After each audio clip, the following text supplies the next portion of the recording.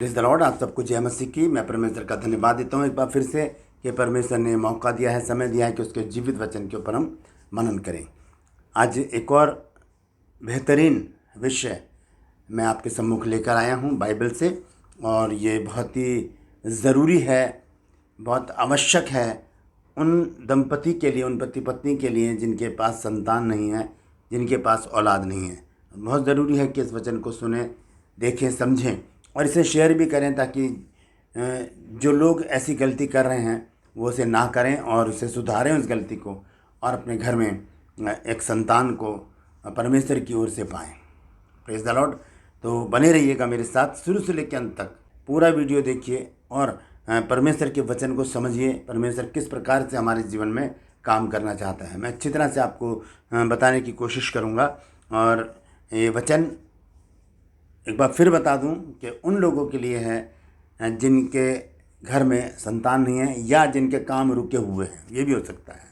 ठीक है, तो मैं आपका दोस्त पास्टर राज मैसी आपसे मुखातिब हूँ और आप देख रहे हैं मेरा यूट्यूब चैनल जिसका नाम है ब्रदर राज मैसी। मैं आपसे गुजारिश करता हूँ कि मेरे इस चैनल को सब्सक्राइब करें और बेल आइकन को दबाएं ताकि नोटिफिकेशन आपके पास पहुँचे और नया वीडियो बिना व्यवधान के आप तक पहुंच सके। मेरे वीडियोस को लाइक कीजिए, शेयर कीजिए और कमेंट सेक्शन में आकर मुझे ज़रूर बताइए कि आपको मेरा प्रयास कैसा लग रहा है।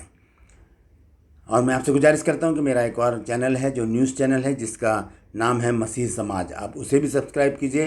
डिस्क्रिप्शन में उसका लिंक है, उसे क्लिक कीजिए और मेरे इस चैनल को सब्सक्राइब कीजिए और मेरी हौसला अफजाई कीजिए ताकि जो भी न्यूज़ है मसीह समाज से जुड़ी हुई वो आप तक पहुंच सके, क्योंकि जो मेन मीडिया है वो समाचारों को नहीं दिखा रहा है। तो ज़रूर सब्सक्राइब करें। आइए आज के वचन को शुरू करने से पहले एक छोटी सी प्रार्थना करेंगे। प्रभु जी, मैं धन्यवाद देता हूँ आज के सुंदर समय के लिए तूने दिया है। प्रभु जी, आज के इस वचन को शेयर करने मेरी मदद सहायता करना प्रभु। मेरे होठों को, मेरे दिलो दिमाग को छूकर ब्लेस कर प्रभु जी। मेरी आत्मा, मेरा शरीर तेरे ही कब्जे में रहे ताकि बोलने वाला मनुष्य नहीं बल्कि तेरा आत्मा हो। जितने भी लोग आज के इस वचन को सुनते हैं प्रभु जी, ग्रहण करते हैं, उन सबके जीवन में अद्भुत काम करना प्रभु जी, आश्चर्यक्रम करना प्रभु जी। रुके हुए काम बन जाए मेरे परमेश्वर, और जिनके पास संतान नहीं है प्रभु, उनका घर तेरे दिए हुए दान की किलकारी से गूंजने लगे मेरे प्रभु। अद्भुत काम कर प्रभु जी, आश्चर्यक्रम कर, ताकि प्रभु तेरे बच्चे तुझे धन्यवाद दे सकें। धन्यवाद देता हूँ प्रभु, तूने मेरी प्रार्थना को सुन लिया। यीशु के नाम से मांगते हैं, आमीन। Praise the Lord. तो आइए आज के वचन को हम शुरू करते हैं। मैं आपको अब्राहम और सारा के बारे में आज बताना चाहता हूँ। अब्राहम और सारा के विषय में हम सब जानते हैं कि उनके कोई भी संतान नहीं थी। कब तक, जब 99 वर्ष का अब्राहम हो गया था, उस समय हम देखते हैं कि उनके कोई भी संतान नहीं थी। कब मिली संतान, कब परमेश्वर ने अपने वायदे को पूरा किया, आइए आज उसको देखेंगे। सबसे पहले मैं आपको बताना चाहता हूँ उत्पत्ति 17 अध्याय के पहले पद में क्या लिखा है। यहाँ लिखा है, जब अब्राम 99 वर्ष का हो गया, तब यहोवा ने उसको दर्शन देकर कहा, मैं सर्वशक्तिमान ईश्वर हूँ, मेरी उपस्थिति में चल और सिद्ध होता जा। लिखा है कि मेरी उपस्थिति में चल और सिद्ध होता जा। इससे पहले परमेश्वर की और अब्राहम की जो बातचीत हुई है उसको भी मैं आपको पढ़वाना चाहता हूँ। उत्पत्ति 15 अध्याय, जब अब्राहम की उम्र यहाँ पर 86 साल की थी, अब्राहम 86 वर्ष का था, तब 15 अध्याय की पहली आयत में पढ़ रहा हूँ। यहाँ लिखा, इन बातों के पश्चात यहोवा का यह वचन दर्शन में अब्राम के पास पहुँचा कि हे अब्राम, मत डर, तेरी ढाल और तेरा अत्यंत बड़ा फल मैं हूँ। और लिखा है, अब्राम ने कहा, हे प्रभु यहोवा, मैं तो निर्वंश हूँ, कोई औलाद नहीं थी 86 वर्ष में भी और 99 वर्ष में भी, और मेरे घर का वारिस यह दमिश्की एलीएज़र होगा, सो तू मुझे क्या देगा? और अब्राहम ने कहा, मुझे तो तूने वंश नहीं दिया, और क्या देखता हूँ कि मेरे घर में उत्पन्न हुआ एक जन मेरा वारिस होगा। तब यहोवा का यह वचन उसके पास पहुँचा कि यह तेरा वारिस नहीं होगा।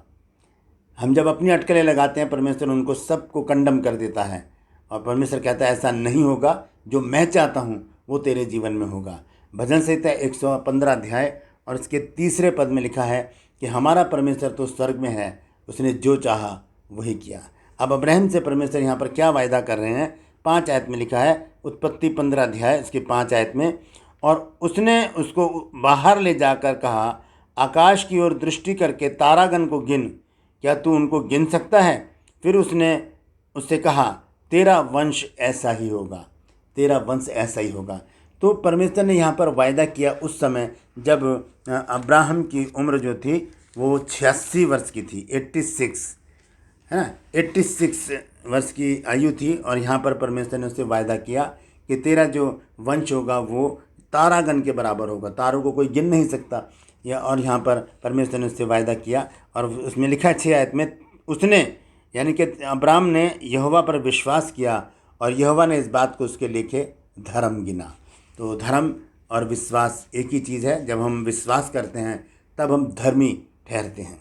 उसके बाद हम जब 17 अध्याय में आते हैं तो 17 अध्याय में अब क्या हो जाती है उम्र अब्राहम की, 99 ईयर्स।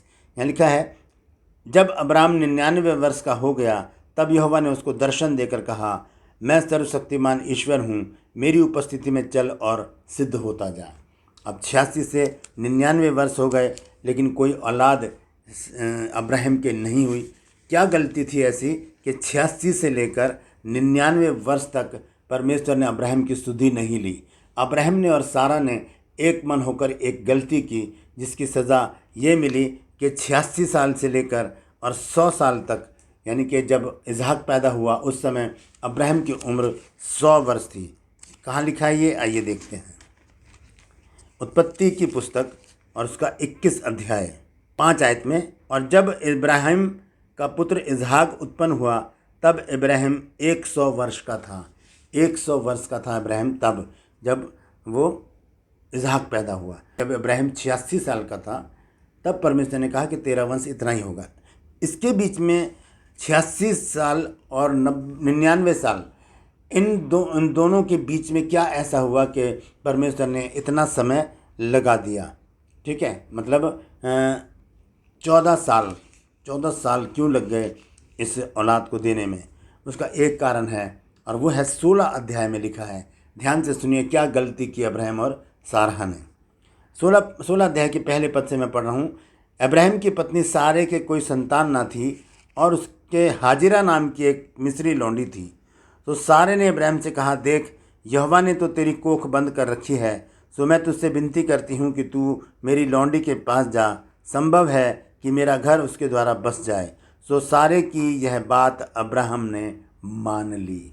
ये गलती की अब्राहम ने, इस बात पर सहमति प्रकट की इन दोनों ने, इस बात पर एका किया। जैसे कि हम नए नियम में पढ़ते हैं प्रेरितों के काम में हननिया और सफीरा के बारे में, जब उन्होंने अपनी भूमि बेची तो 5 अध्याय में लिखा है, और उसमें से कुछ रख छोड़ा और एका किया दोनों ने। तो पतरस ने कहा कि हे हननिया, शैतान ने तेरे मन में ये बात क्यों डाली है कि तू पवित्र आत्मा से झूठ बोले?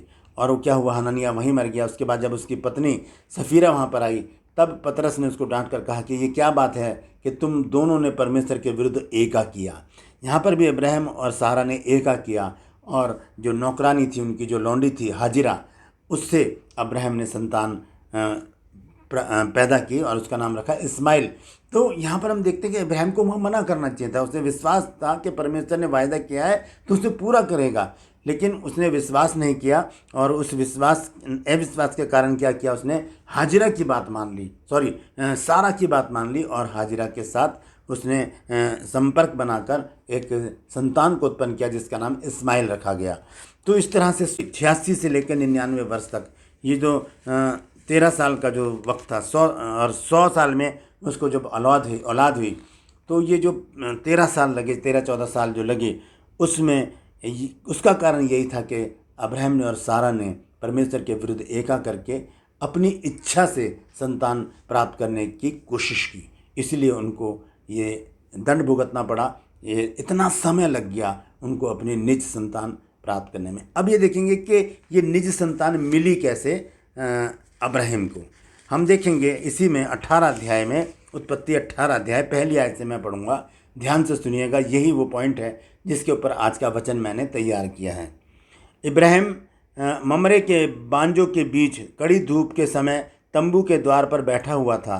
तब यहोवा ने उसे दर्शन दिया और उसने आंख उठाकर दृष्टि की तो क्या देखा कि 3 पुरुष उसके सामने खड़े हैं। जब उसने उन्हें देखा तब वह उनसे भेंट करने के लिए तंबू के द्वार से दौड़ा और भूमि पर गिरकर दंडवत की और कहने लगा, हे प्रभु, यदि मुझ पर तेरी अनुग्रह की दृष्टि है तो मैं विनती करता हूँ कि अपने दास के पास से चले न जाना। मैं थोड़ा सा जल लाता हूँ और आप अपने पाँव धोकर इस वृक्ष के तले विश्राम करें। फिर मैं एक टुकड़ा रोटी ले आऊँ और उससे आप अपने अपने जीव को तृप्त करें, तब उसके पश्चात आगे बढ़ें, क्योंकि आप अपने दास के पास इसीलिए पधारे हैं। उन्होंने कहा, जैसा तू कहता है वैसा ही कर। यहाँ पर अब्राहम ने उनकी पहुनाई के लिए उनसे कहा कि आप यहाँ पर अपना फ्रेश हो जाइए, हाथ पैर धो लीजिए, इतने मैं भोजन पकवाता हूँ। और उसने क्या किया, दौड़ कर गया, वहाँ पर फटाफट उसने जल्दी से जल्दी खाना तैयार करवाया और उनके सामने परोस दिया और वे खाने लगे। उन्होंने उससे पूछा, तेरी पत्नी सारा कहाँ है? उसने कहा, वह तो तंबू में है। उसने कहा, मैं वसंत ऋतु में निश्चय तेरे पास फिर आऊँगा और तब तेरी पत्नी सारा के एक पुत्र उत्पन्न होगा।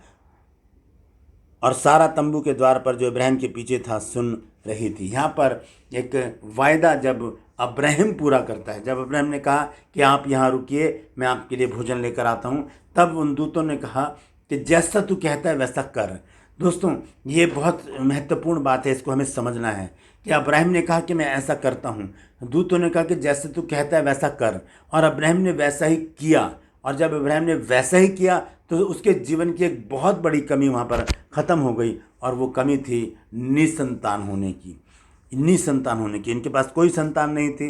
99 वर्ष का जो है अब्राहिम हो चुका था, 98 वर्ष की सारा हो चुकी थी, और ऐसे बुजुर्गी में भी जब एक कोख मर सी चुकी थी, उस कोख में परमेश्वर ने एक संतान को उत्पन्न किया। कब? जब अब्राहिम ने अपना वायदा पूरा किया। वहाँ पर लिखा है, मैं फिर से पढ़कर बता देता हूँ, 5 आयत में, 18 की 5 आयत में, फिर मैं एक टुकड़ा रोटी ले आऊँ और उससे आप अपने अपने जीव को तृप्त करें, तब उसके पश्चात आगे बढ़ें, क्योंकि आप अपने दास के पास से इसीलिए पधारे हैं। उन्होंने कहा, जैसा तू कहता है वैसा ही कर। जैसे हम वायदे परमेश्वर से करते हैं, जैसे हम वायदे परमेश्वर के लोगों से करते हैं, हम उन्हें पूरा करें। अगर हम पूरा नहीं करेंगे तो बहुत बड़ी आशीष हम परमेश्वर से खो देंगे। यहाँ पर अब्राहिम ने पूरा किया और बहुत बड़ी आशीष परमेश्वर ने उसको दी, और बहुत बड़ा काम उसके जीवन में हुआ। एक रुका हुआ काम उसका पूरा हुआ। हो सकता है कि आपके जीवन में भी ऐसा कोई रुका हुआ काम हो सकता है कि आपके घर में भी संतान ना हो सकता है कि आपके जीवन में भी ऐसी परेशानी हो, चिंता हो, जिससे आप बहुत दिनों से ग्रसित हैं। याद कीजिए कि आपने कौन सा वायदा परमेश्वर से किया है। अपने आप को फ्लैशबैक में लेकर जाइए और ध्यान से देखिए कि आपने कब क्या वायदा किया था परमेश्वर से। आप उस वायदे को पूरा कर दीजिए। परमेश्वर रास्ते खोल देगा, आशीषित करेगा, संतान देगा, जॉब देगा, और आपकी जो बिजनेस है परमेश्वर उस बिजनेस को भी बढ़ाएगा, और भी बहुत सारे काम परमेश्वर आपके जीवन में करता चला जाएगा। शर्त यह है कि आप पहले वो वायदा पूरा करें जो आपने परमेश्वर से या परमेश्वर के लोगों से किया है। यहाँ पर अब्राहम जो है वो वायदा करता है कि आप रुको, मैं आपके लिए भोजन लेकर आता हूँ। वो दूत कहते हैं कि जैसा तू कहता है वैसा कर। अब्राहम ने वैसा किया, और क्या हुआ, उसको परमेश्वर ने संतान दी। हम जब 21 अध्याय में आते हैं, वहाँ लिखा है, सो यहोवा ने, उत्पत्ति 21 अध्याय की पहली आयत से मैं पढ़ रहा हूँ, यहाँ लिखा है, सो यहोवा ने जैसा कहा था वैसे ही सारा की सुधि लेकर उसके साथ अपने वचन के अनुसार किया। जो परमेश्वर कहता है उसे करता। हम एक गाना सुनते हैं कि खुदा से मांगो वो देगा, उसका वादा है वो देगा, उसके वादे पे एतबार करो। तो परमेश्वर के वायदे पर हम एतबार करें, और हम अपने आप को ऐसा बनाएं कि परमेश्वर भी हमारे वायदों पर एतबार करे। जैसा हम कहें वैसा करें। तो अब्राहम ने जैसा कहा था वैसे ही किया। उत्पत्ति 21 अध्याय के पहले पद से, तो यहोवा ने जैसा कहा था वैसा ही सारा की सुधि लेकर उसके साथ वचन के अनुसार किया। तो सारा को अब्राहम से गर्भवती होकर उसके बुढ़ापे में उसी नियुक्त समय पर जो परमेश्वर ने उससे ठहराया था एक पुत्र उत्पन्न हुआ। और इब्राहिम ने अपने पुत्र का नाम जो सारा से उत्पन्न हुआ था इसहाक रखा। जब उसका पुत्र इसहाक 8 दिन का हुआ तब उसने परमेश्वर की आज्ञा के अनुसार उसका खतना किया। और जब इब्राहिम का पुत्र इसहाक उत्पन्न हुआ तब इब्राहिम 100 वर्ष का था। 100 वर्ष का था इब्राहिम। तो इस कैसे ये चीज़ हो गई, कैसे 100 वर्ष की उम्र में परमेश्वर ने एक संतान अब्राहम को दे दी? क्योंकि उसने अपने वायदे को पूरा किया था। हम भी याद करें कि हमसे कौन सा वायदा अ, छूट गया है, कौन से वायदे में हमने चूक कर दी है। हम इब्रानियों में देखते हैं, जब 11 अध्याय में हम देखते हैं, वहाँ पर विश्वासियों के विषय में बहुत कुछ लिखा है। तो यहाँ पर हम इब्राहिम के बारे में भी पढ़ते हैं। आइए देखेंगे, हम देखते हैं यहाँ पर इसके इब्रानियों 11 अध्याय और उसकी 11 आयत। विश्वास से सारा ने आप बूढ़ी होने पर भी गर्भ धारण करने की सामर्थ पाई, क्योंकि उसने प्रतिज्ञा करने वाले को सच्चा जाना था। इस कारण एक ही जन से, जो मरा हुआ सा था, आकाश के तारों और समुद्र के तीर के बालू के नाई अनगिनत वंश उत्पन्न हुआ। अब्राहम के बारे में लिखा है कि जो एक मरा हुआ सा व्यक्ति था, यहाँ लिखा है इस कारण एक ही जन से, जो मरा हुआ सा था, यानी कि 99 वर्ष का था, 99 साल का था, आकाश के तारों और समुद्र के तीर के बालू की नाई अनगिनत वंश उत्पन्न हुआ। तो इस तरह से परमेश्वर हमारे जीवन में बड़े काम करेगा जब हम अपने वायदों को पूरा करेंगे।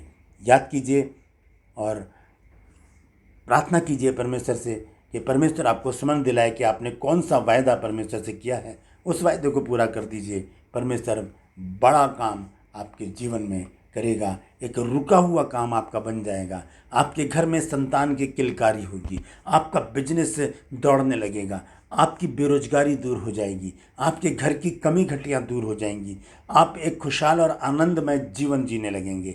आपकी सारी चिंताएं परमेश्वर दूर कर देगा, आपकी परेशानियों को परमेश्वर दूर कर देगा।